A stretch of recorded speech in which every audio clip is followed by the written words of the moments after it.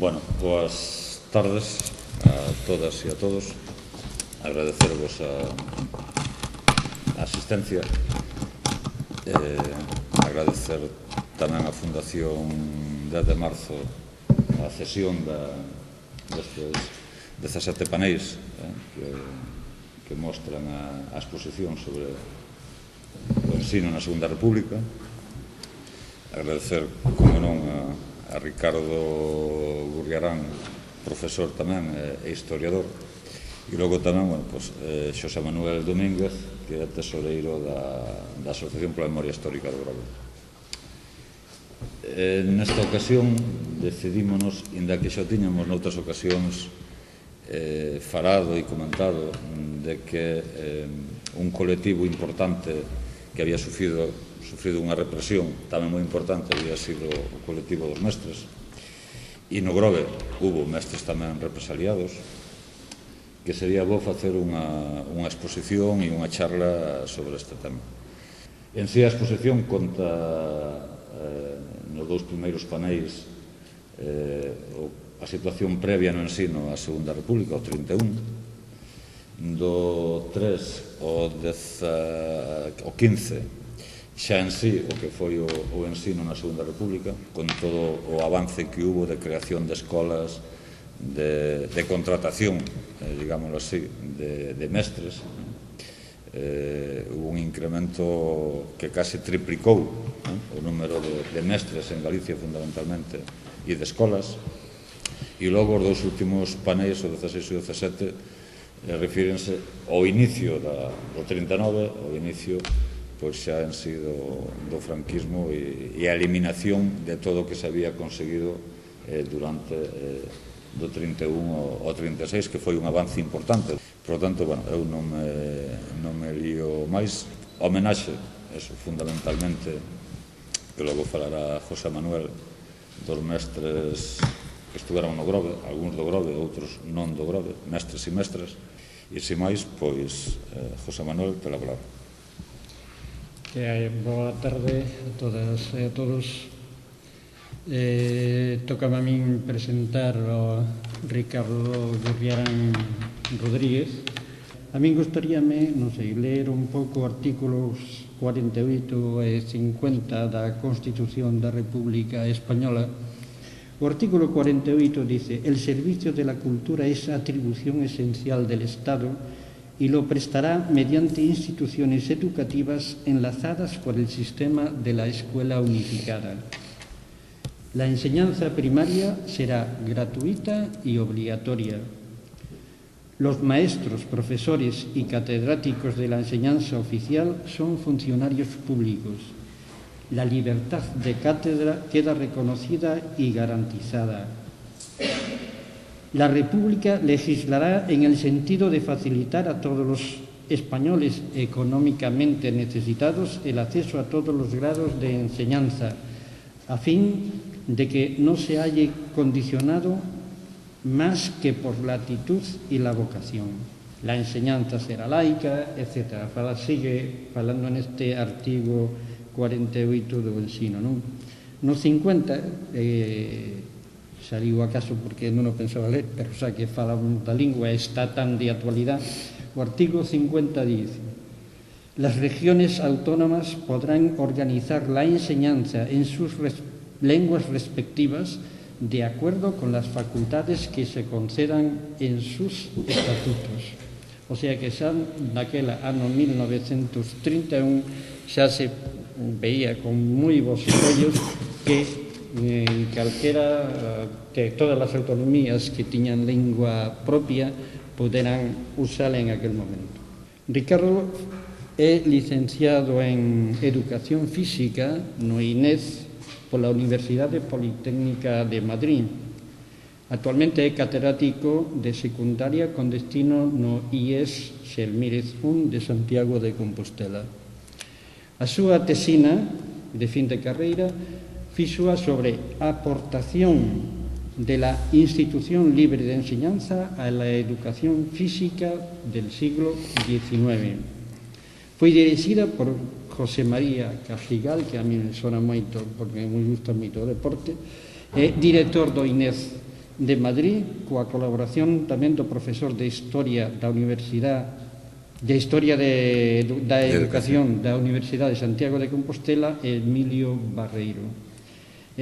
Foi calificada con sobresaliente, Madrid 1983. Publicou un libro titulado Florencio Delgado Gurriarán, vida e obra dun poeta valdeorrés, republicano e galeguista. Publicación de outro libro que se titula Da prerromanización ao Wolfram, apuntamentos históricos das explotacións mineiras en Valdeorras. Florencio Delgado Gurriarán, poeta valdeorrés no exilio mexicano. Un artigo na revista Raigame, número 13 de maio de 2001. Promoción... Eu creo que debes de... No, me vou a decir algo máis, porque que senón non... Bueno, vamos a ver, moitos máis temas, de aquí para adiante, excepto estes primeiros, todos os demais prácticamente van a investigación e ao estudio do que pasou naquela época. Decir que é unha persona que realmente está un estudioso da historia da República e do ensino, porque ele é ensinante, e entonces nos vai a dar unha visión bastante, me parece que é moi interesante, unha visión global de todo o que era o ensino no siglo pasado, no ensino da República, dese ensino que nos desafortunadamente prácticamente non tuvemos a ocasión de coñecer. Entonces deixo vos con Ricardo Gurriarán. Muchas gracias.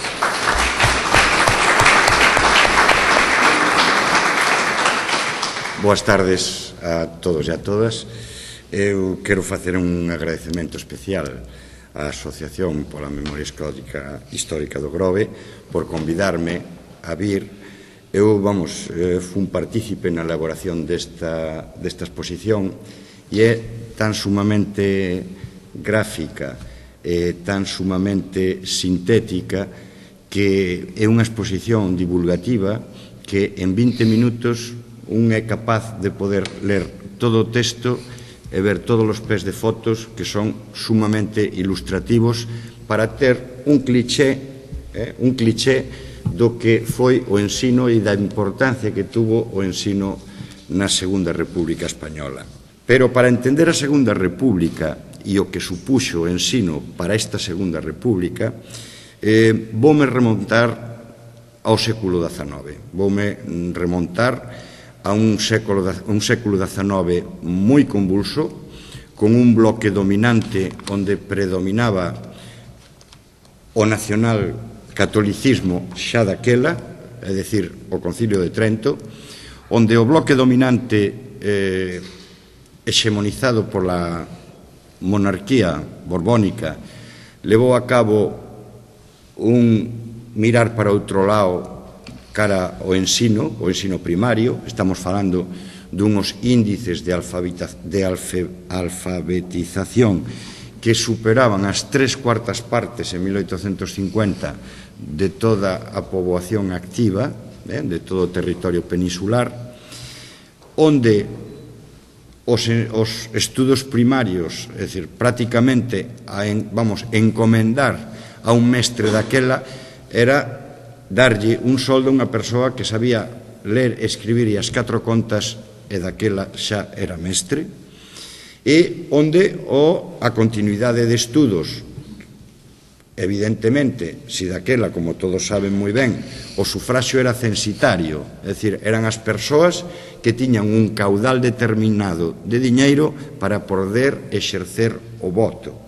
É dicir, non hai sufraxio universal masculino ata a última década do século XIX. E sufraxio femenino non hai ata a chegada da República. Polo tanto, e facía unha alusión ao sufraxio censitario para aqueles que puideran exercer o voto no sistema restauracionista, o do turnismo que deu pé ao caciquismo, palabra moi coñecida no país. O caciquismo nace do sistema que a partir de 1875 se instaura. Pois ben, os institutos, por decirlo así, que era, é dicir, os institutos puxéronse en marcha en 1845, é dicir, os institutos daquela eran centros de continuidade de estudos para xente con moita capacidade adquisitiva, é dicir, prácticamente para a nobreza, xa non digamos quen acadaba os estudios universitarios daquela, é dicir, era moi pouca xente os que chegaban á universidade. Pero